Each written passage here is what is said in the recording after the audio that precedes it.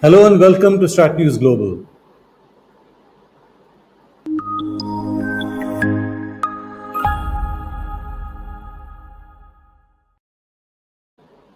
And welcome to The Gist, our signature show on foreign affairs and security. I'm Surya Gangadharan, and I have with me two guests for this evening's show on Pakistan. I have Kartha, formerly Director of the National Security Council Secretariat, and I have Sushant Sareen, a well-known Pakistani scholar at the Observer Research Foundation. Welcome to you both. Before I get started, a brief introduction as to why we are doing this show. As you're aware, the images coming out of Pakistan are fairly disturbing and also familiar. We have violence by a group called the Tehreek-e-Labbaik, which has been banned. It has been attacking policemen. There have been reports that some were taken hostage, although subsequently released. There's been talk of the army personnel being involved in going along with Labbaik, supporting its actions in public. These are serious reports and suggest that all is not well in Pakistan. So before we get on to my guests, I'd like to give you a brief background as to the Tehreek-e-Labbaik and what it's about. It's a fairly recent origin, going back to about 2015. Could you please play the graphic?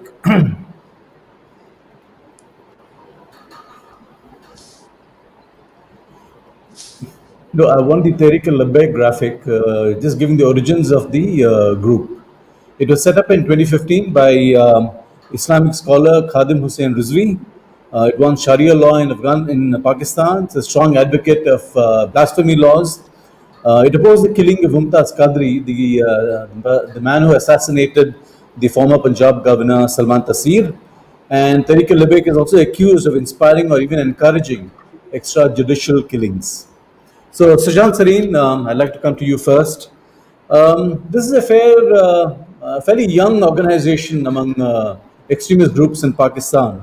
So, what explains the kind of meteoric rise? Some new ingredient that it offers? Look, I think you're not entirely correct. The organization might be new, but what it represents is very old. And there has been efforts at Barelvi consolidation for a fair bit of time. And the Tehreek-e-Labbaik came up at a particular point of time. And basically, it stands on two pillars. They have no economic policy. They have nothing. It stands on basically two pillars. The first is, of course, Khatme Nabuwat, which is the finality of the prophethood. And the second is Namuse Rasalat or Tohine Risalat, which is blasphemy or protecting the honor of the prophet. These are the two pillars, and these are both very emotional issues. And this is what they use to agitate the streets, agitate the minds. But I think what is more important is that it represents the underclass of Pakistan. These are the deprived sections of society.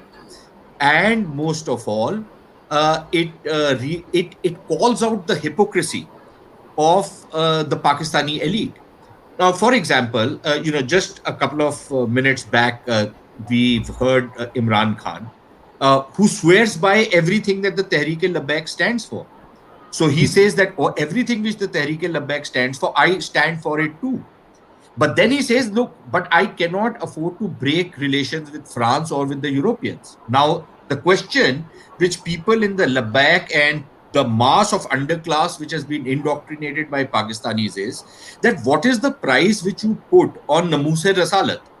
At what price are you willing to compromise on the honor of the Prophet? At what price are you willing to say that the finality of the Prophet can be questioned? And at what price are you willing to say that blasphemy is okay? Because that is precisely what Imran Khan is saying. So this hypocrisy of the Pakistani elite, where they say that, look, we are deadly opposed to what has happened by France or with whichever country, but we are not willing to do anything to actually penalize them for it because we can't afford to pay the price. So these people are asking, what is the price at which you are ready to do this? And that is the hypocrisy of the Pakistani elite who are never ready to answer that question. So when you talk about elitism in Pakistan and you talk about Islamism in Pakistan, the two don't match. The elite pay lip service to Islam without actually imposing Islam. And that is the hypocrisy which is being called out by these people, and that is why they are having such a problem in trying to trying to control the outpouring on the streets of Pakistan. Frankly, the outpouring has surprised even a cynic like me, because I thought that, after the crackdown over the last couple of days, these guys would have piped down. But it seems that there is no end to this. Now, whether this is a political conspiracy, and we can go into that later, to either replace the Punjab governor, the Punjab chief minister, which the army has been trying for a fair bit of time, which basically is a repeat of what happened in 1953 when the anti-Ahmadiyya riots happened, or this is the preparation ground for some kind of a military intervention in Pakistan. I don't know. I think that time will tell us. Tara, what does this crisis tell us about the Pakistani state? Now, partly Sushant has given you some indication of that, but what's your sense of this? I think it's really disturbing because, as Sushant says, there is this huge, crowd that these people are able to draw on. That for me also is really surprising. Well, not surprising given what's been going through, but that is a Question characteristic from of the viewers. Pakistani state as it is now. Second thing, of course, is that obviously these people don't learn their lessons. We all know that the Tehreek-e-Labbaik was patronized by the Pakistan army in a previous incarnation when it was headed by the earlier leader Khadim Hussain. So they don't seem to get this, that you can, you can patronize these guys, use them and drop them. You can't drop them. I mean, after he died, these guys have now started, another. The third thing I think is something which is now coming home to us very strongly is that this whole jihadi flux is supported by it's very standard to say, oh, the madrasas, blah blah, the madrasas are at the bottom of it, but that is a problem. There are about a very what shall I say, a very low number which I can arrive at is about 32,000 madrasas. That means about 2.5 to 3.5 million students coming out of there every year taught nothing. They are not employable. So, and they owe absolute loyalty to their particular sect, whether it's Barelvi, Wahhabi. Wahhabis are the most, as we know. Though they, in number, the Wahhabi percentage is much less. But because of decades and decades of patronization by various countries, as well as the Pakistani state into Afghanistan, the Deobandi Barelvi tensions have risen so much because Barelvis feel we are much larger. We are the larger percentage. Why shouldn't we have more? So there is this constant competition between them for more funds, for more control over the madrasas, which is power and a lot of money. And they are in charge of these couple of millions of students who all are not terrorists, but they are people who will come out on the streets if they are called. So that is what you're seeing today. It is that large pool which these people can draw from, and which, in all honesty, the Pakistani state doesn't entirely control the madrasas because they don't want to be controlled. They have freedom and get money. They have power. They don't want the Pakistani state trying to impinge on that. Pakistani state hasn't tried very much. That's a different issue. But this to me is the most disturbing. And this grouping draws on all the things which the Pakistani state has done all these years. Brainwash them into jihadism. So, where does their money come from?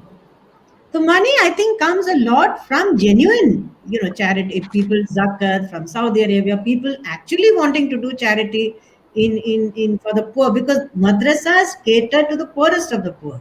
They deserve an education. The trouble is that education hasn't been is purely religious. Even, in fact, there's an excellent article by the present SAPM National Security Moeed Yusuf on this, where he says that their educational standards are so poor, and goes back centuries. Even where they're going into other subjects, there is no, there's nothing there that they can employ, they can use in life in further on. So this is a problem which you can't fix in a hurry. And this pool is there for anyone to draw upon. So this guy, this person, the Khadim Hussain, stood up and talked blasphemy. And blasphemy is, like he said, is a huge issue, but it's not just blasphemy. It is that there is research to show that the Pakistani constitution has far more Islamic provisions than any other state, barring Saudi Arabia and Iran. I mean, barring them. So there is material for them to draw on. The Pakistani Penal Code talks of blasphemy. So he uses the Pakistani law to make a platform for himself. So it's a structural issue with all these issues involved, the law, the constitution, the education system, which it's now getting very frightening, what is going on.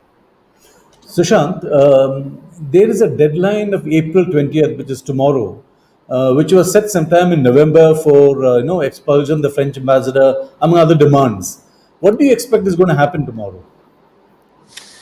Look, I'll just come to that in a bit, but there are a couple of things I think I just want to add to what Tara has said.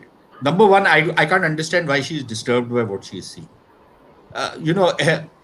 Even if you've studied a modicum of Marxism, this is dialectical materialism or dialectical thinking. Yeah, it's a logical progression on the path to which Pakistan has been walking for 70 years. Why are we disturbed by it?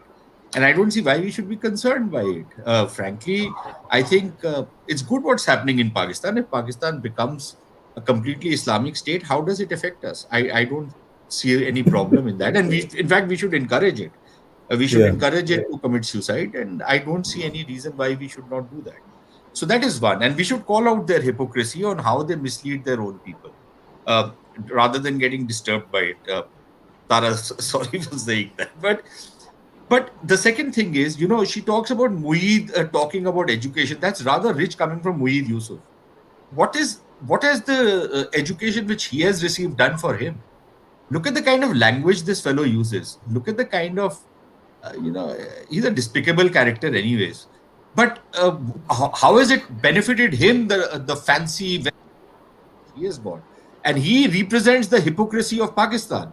Goes to elite schools and elite colleges and then descends to the lowest common factor. So a despicable fellow I don't want to talk about. And the third thing I wanted to say was that, I think Tara has a point on the madrasas, but the only thing is that the TLP support base is not totally madrasa. In fact, the bulk of its support base comes from normal, ordinary, middle-of-the-road people, the lower middle class, the lower classes. Somebody is a carpenter, somebody is doing something else, somebody is a clerk. Khadim Rizvi himself was a clerk. So it's these kind of people which form the bulk of the support of the TLP. You were talking initially about unrest in the military. It's the same stock which actually backs the TLP. These are not necessarily people who are from the madrasas, but most of them are actually from the Pakistani educational system, for whatever that's worth. And in fact, they represent the success of the Pakistani indoctrination of its own citizens. So again, I don't see why people are getting so concerned about what's happening. As to what will happen tomorrow, look, I don't think we should look at these epochal events in terms of deadlines of what will happen in next day or the next week or the next year. I think what interests me much more is the trajectory of how things are moving. And from that point of view, whether something happens tomorrow or not is not important. Although I think there is a certain amount of panic inside the Pakistani government machinery, because even though they have banned these guys, even though they are saying that any reference or any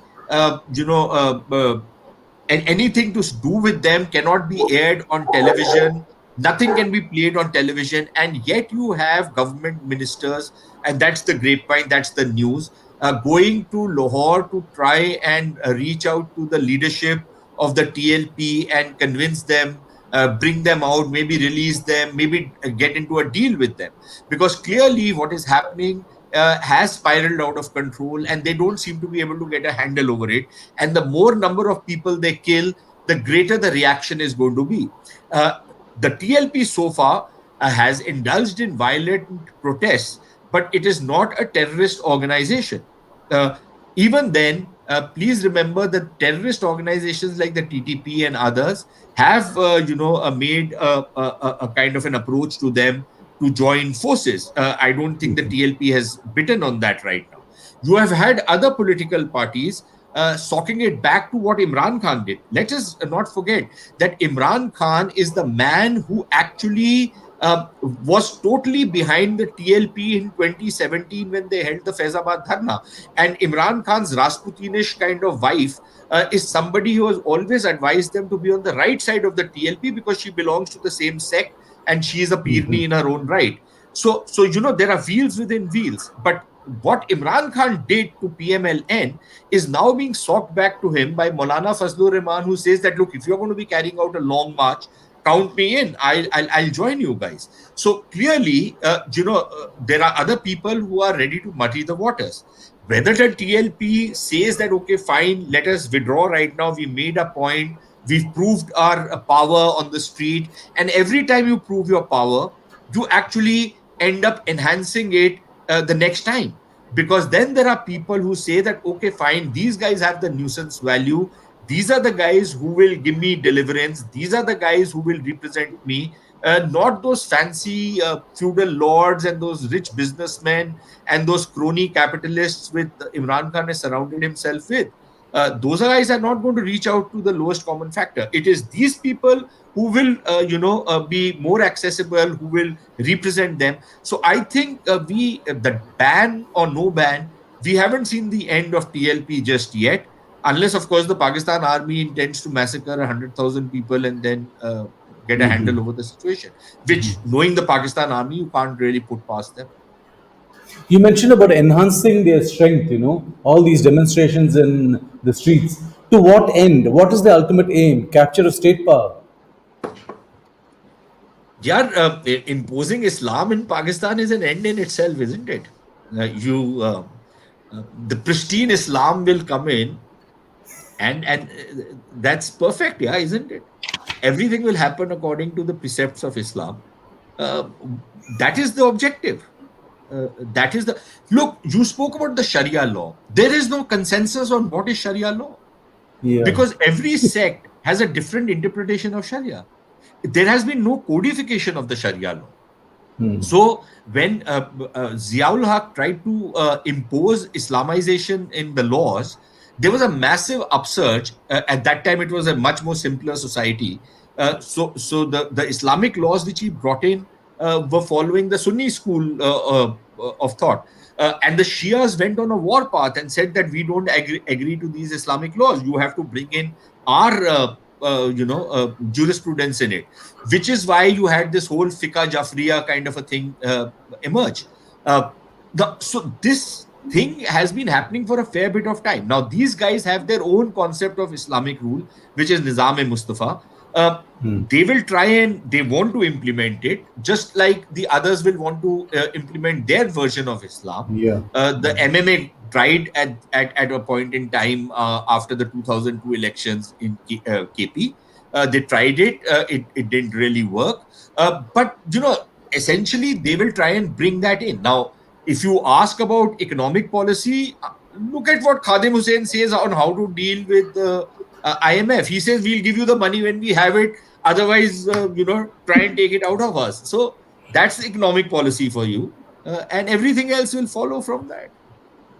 Now, Tara, you've written about this, that comparing Afghanistan and Pakistan, you say the terrorist epicenter the problem really is in Pakistan, not so much Afghanistan.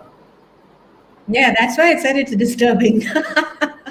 Because it is actually, you see that, oh my God, these people are much worse, because this whole blasphemy thing is, it is so ridiculous. Last year, Khadim Hussain had this huge, he besieged Islamabad because the swearing in, words of new legislators had been changed. What kind of an issue is that to create such, and he got that support. The Islamabad was under siege. You will not find that in Afghanistan. You don't find the grip of the cleric in Afghanistan is nowhere like it is in Pakistan. The fact that this whole, look, in fact, one of the questions you raised, what does the group want? It's very interesting.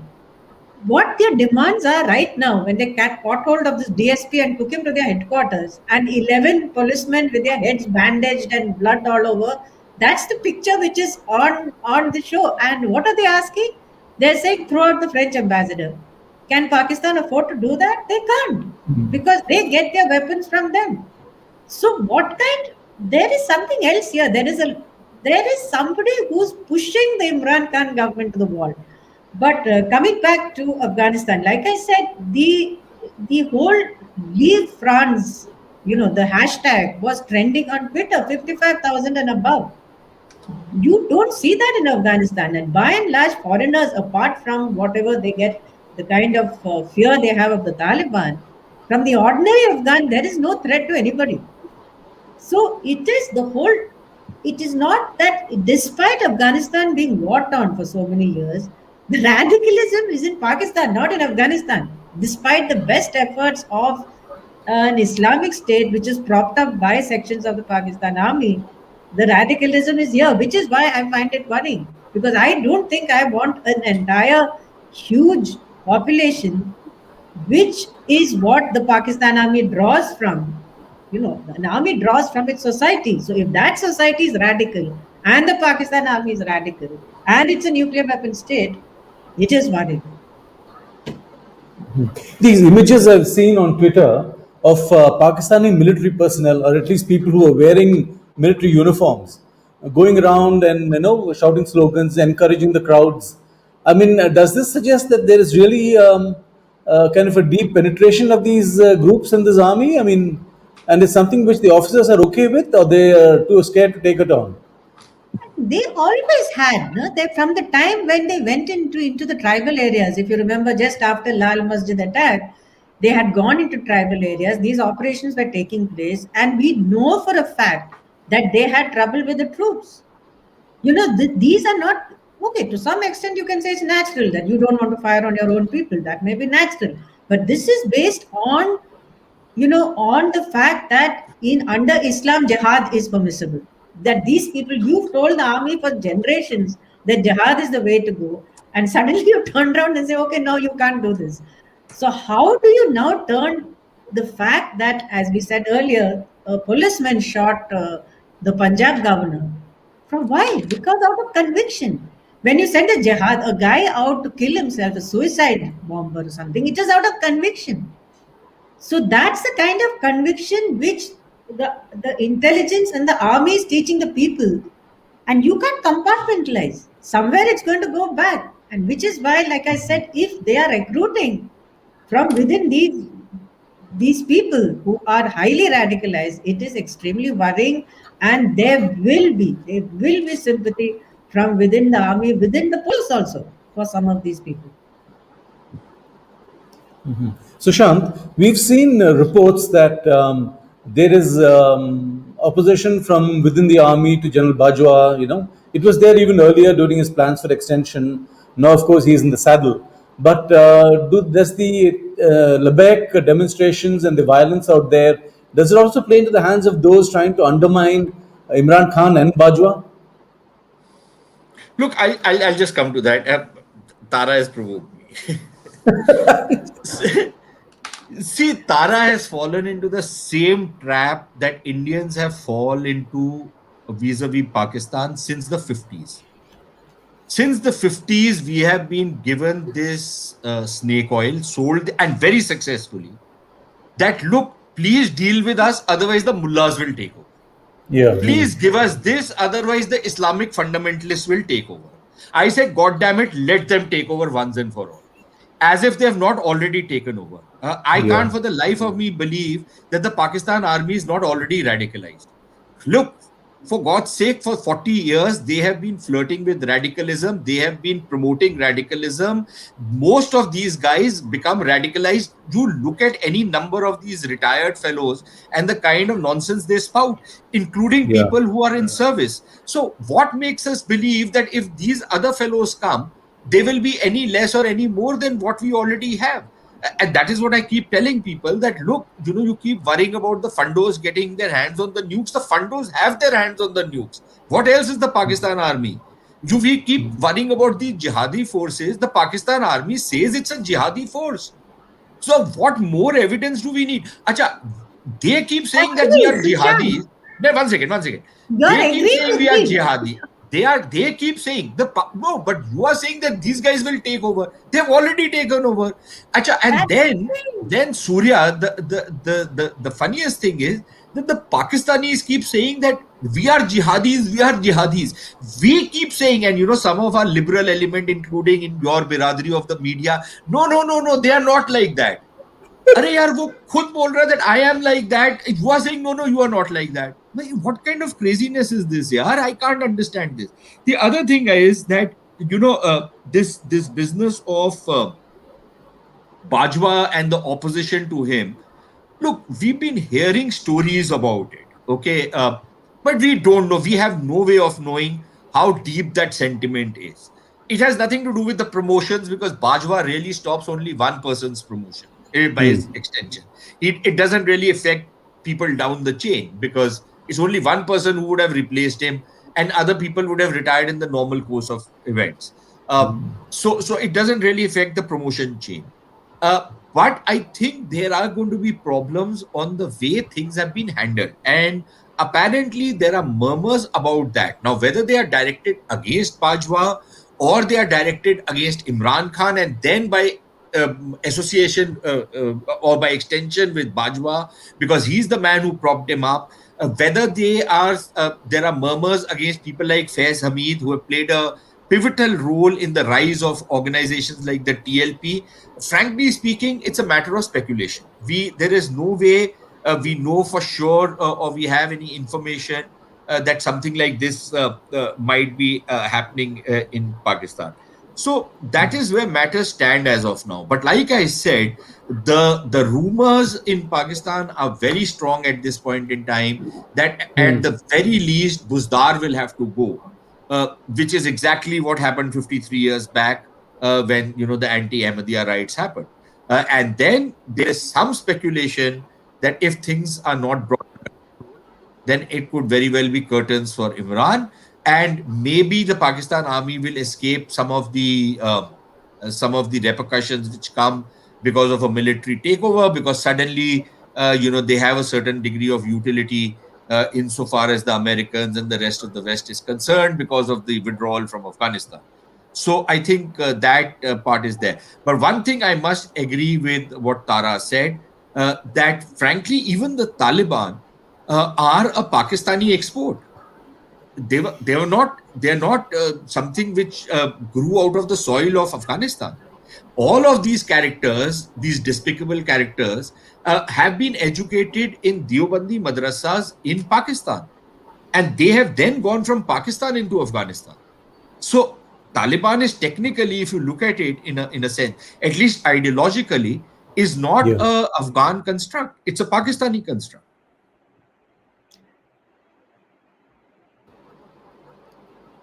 Tara, you want to say something? Yeah, I just wanted to say that I don't think Sushant got what I'm saying. I'm saying the Prime Minister is a nutcase. I mean, he is completely, even in his normal framework, he is now on the extreme right. Okay, and his wife and so on and so forth, we all know that. The army is already radicalized, which is what I'm saying is that it comes again and again. I'm saying an army comes from the society. But if the society is radicalized, you can pretty well say that most of at least the lower ranks are of that same ideology. In terms of the officer elite, they've been motivated as much by greed and corruption as anything else. So whether or not they are in sympathy with these people, we don't have direct proof, but in a process of evolution, one assumes that is the case. So the key point I'm making is you have a radicalized army within a radicalized society which has got nuclear weapons.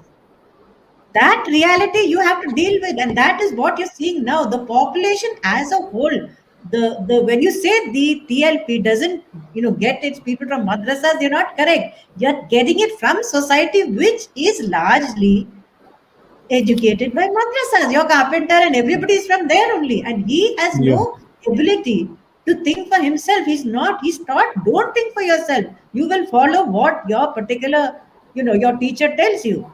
So it's So, unthinking loyalty. So it's a yeah. very, very, very dangerous situation. So I'm So, saying last this. question to, sorry, Tara, last question to both of you. I want to look at what is the impact on India. Tara, you first. Impact on India is that we have to deal with this crazy lot next door, but and you have to talk to the army. I mean, that is it's a given, right? But the question is whether you want to or not, or you can actually say, look, I want nothing whatsoever to do with you, which is what we did for a long time. Frankly, I don't see the need to dialogue with them. Whom Yeah. you Yeah. do you talk to? An army chief under extension. An army chief under extensions is by nature of things is a weak actor. So that's Yeah. I'll stop. Yeah. Sushant? Yeah, I agree with Tara that I myself am a little skeptical if anything will come out of it. You can talk to the army, but look, you've spoken to the army earlier. You talk to the army, and it's basically a chief interfacing with you. And once that guy goes out, so does his policies go out with him, and Yeah. the next fellow who comes changes everything. It's what we've Yeah. seen with Musharraf. It's what we've seen elsewhere. But frankly, I would. What does it mean for us? In some ways, very little, because frankly, Yeah. it would mean something really nice for us if actually Pakistan was to become a true Islamic state. It is an Islamic state, at least in its mind, and I use the word Islamic state advisedly, with all the puns and connotations attached to it. Given the fact the way they treat their minorities, the kind of sexual violence they visit on Hindu girls, on Christian girls, all of that, it's part of the Islamic state that Pakistan is. But I think they deserve a lot more of Islam, and more power to the elbow of TLP. Sushant Sareen, Tara Kartha, thanks very much. And to all of you who are following us on the website, on YouTube, on Instagram and Twitter, continue following us. Sushant, Tara, thank you very much. Pleasure talking to both of you.